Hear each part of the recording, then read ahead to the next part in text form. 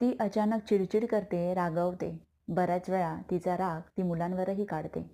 काही वेळाने तिची चूक तिला समजते, मग ती मुलांना जवळ घेते. तिला तिच्याच वागण्याचा पश्चाताप होतो. तर असं का होतं? तर याला मूड स्विंग्स म्हणतात. स्त्रियांमध्ये काही स्टेजेसमध्ये हार्मोनल चेंजेस होतात. जसं की प्रीमेन्स्ट्रुअल म्हणजेच पाळीच्या आधी, during pregnancy, during menopause. Second, stress factor.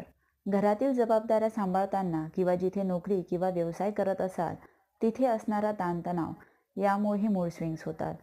झोपेचा अभाव, पुरेशी झोप न झाल्यामुळे, आहार, चहा कॉफी यांचं जास्त सेवन केल्यामुळे, व्यायामाचा अभाव किंवा काही मेडिसिनचे साईड इफेक्ट.